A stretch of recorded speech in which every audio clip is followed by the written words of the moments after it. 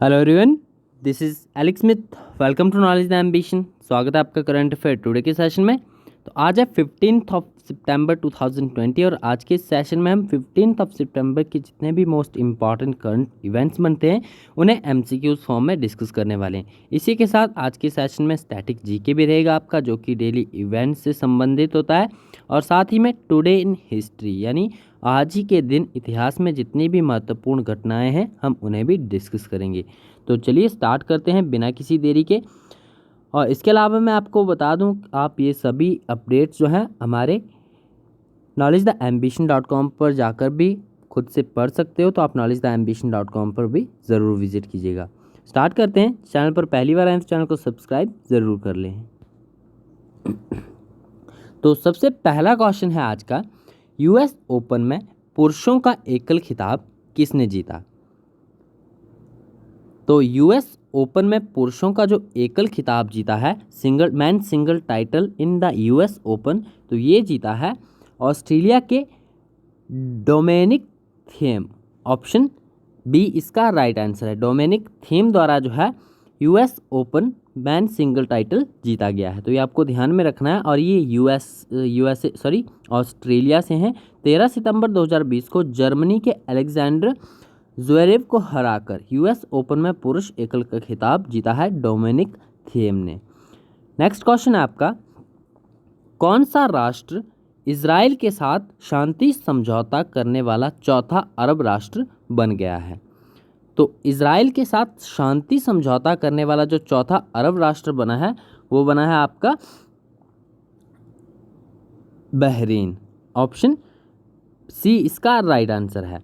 एक और ऐतिहासिक सफलता में 11 सितंबर 2020 को अमेरिका, इजराइल और बहरीन नेताओं के बीच जारी एक संयुक्त बयान में इजराइल और बहरीन पूर्ण राजनयिक संबंध स्थापित करने पर जो है वो सहमत हुए हैं। ये न्यूज़ में रहा था, तो आपको पता होना चाहिए ये जो आपका चौथा अरब राष्ट्र बना है इजराइल के साथ शांति समझौता करने वाला, वो बहरीन है। ऑप्शन सी इसका राइट आंसर है।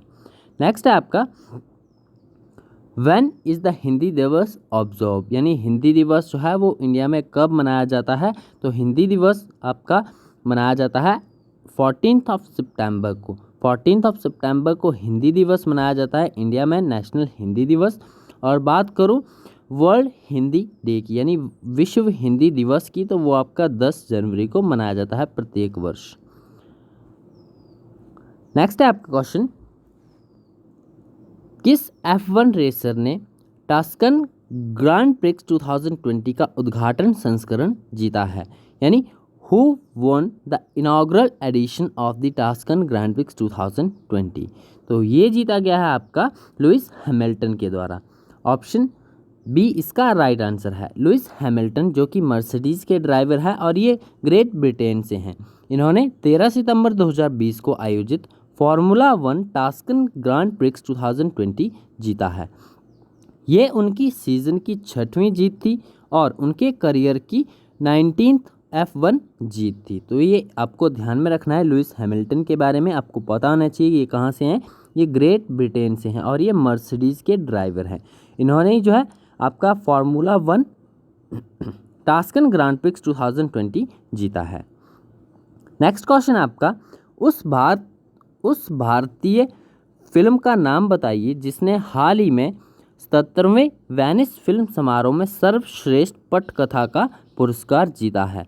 Name the Indian film which has recently one the award for best screen play at the 77th Venice film festival.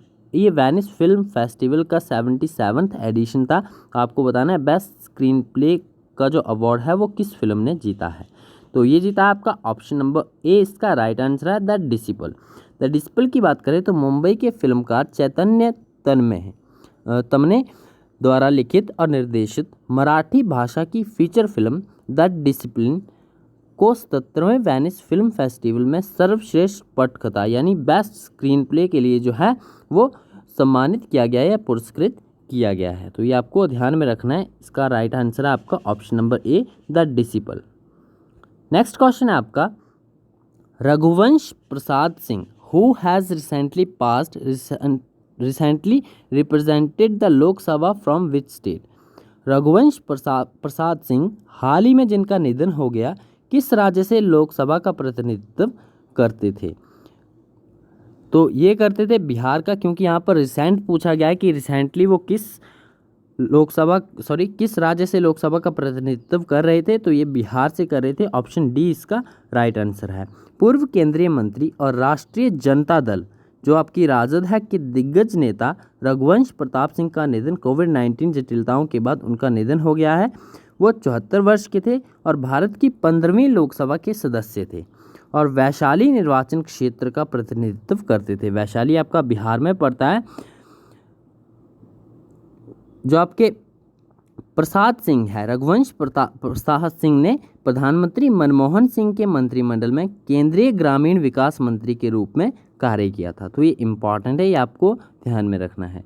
Next question है, name the player who has won the women single 2020 US open tennis tournament. उस खिलाड़ी का नाम बताइए जिसने महिलाओं का एकल 2020 यूएस ओपन टेनिस टूर्नामेंट जीता है। तो ये नाम है आपका नाओमी ओसाका। ऑप्शन ए इसका राइट आंसर है। टेनिस में जापान के नाओमी ओसाका ने बेलारूस के विक्टोरिया अजरेंका को, जो आपकी बेलारूस से है विक्टोरिया अजरेंका, इन्हें 1-6, 6-3, 6-3, 6-3 से हराकर 2020 यूएस ओपन टेनिस टूर्नामेंट में महिला एकल का खिताब जीता है। तो ये आपका नाओमी ओसाका ने जीता है और ये टेनिस प्लेयर है और ये जापान से, ये आपको ध्यान में रखना है। नेक्स्ट है आपका, भारत का पहला कोरोना वायरस एयरपोर्ट परीक्षण सुविधा किस हवाई अड्डे पर शुरू की गई है? यानी India's first coronavirus airport testing facility जो है, आपको बताना है कि इनमें से किस एयरपोर्ट पर जो है वो शुरू की गई है। तो वो शुरू की गई है आपकी इंदिरा गांधी इंटरनेशनल एयरपोर्ट दिल्ली में। ऑप्शन डी इसका राइट आंसर है। India's first coronavirus airport testing facility has been launched at Delhi's Indira Gandhi international airport. तो ये आपके कुछ इम्पॉर्टेंट करंट इवेंट्स थे। इसके बाद हम स्टैटिक जीके पर आते हैं, जो कि आपके करंट इवेंट से ही संबंधित जो आपके स्टैटिक क्वेश्चंस बनते हैं उन्हें भी हम इस सेशन में डेली बेसिस पर डिस्कस करेंगे, क्योंकि यही क्वेश्चंस जो है जो आपके डेली बेसिस पर न्यूज़ रहते हैं और जिनका हिस्टोरिक महत्व भी काफ़ी होता है, तो ये इनके एग्ज़ाम में आने के चांसेस काफ़ी ज़्यादा होते हैं। फर्स्ट क्वेश्चन है आपका, हिंदी को भारत की आधिकारिक भाषा के रूप में भारतीय संविधान के किस अनुच्छेद के तहत अपनाया गया है? तो ये आपका जैसे कि हिंदी दिवस मनाया गया आपका 14 सितंबर को, तो उसी से संबंधित है। तो इसका राइट आंसर है आपका ऑप्शन नंबर 1, यानी आर्टिकल 343 के तहत जो है हिंदी को भारत की आधिकारिक भाषा के रूप में भारतीय संविधान में अपनाया गया था। तो ऑप्शन ए इसका राइट आंसर है। हिंदी दिवस 14 सितंबर को मनाया जाता है क्योंकि इस दिन 1949 में भारत की संविधान सभा ने देवनागरी लिपि में लिखी गई हिंदी को भारत की गणराज्य की आधिकारिक भाषा के रूप में अपनाया था। भारतीय संविधान के अनुच्छेद 343 के तहत इस भाषा को अपनाया गया था। तो ये आपको ध्यान में रखना है। नेक्स्ट आपका क्वेश्चन, भारत और थाईलैंड के बीच पहली बार सैन्य अभ्यास कब आयोजित किया गया था? तो भारत और थाईलैंड के बीच में जो पहली बार सैन्य अभ्यास आयोजित किया गया था वो किया गया था आपका 2006 में।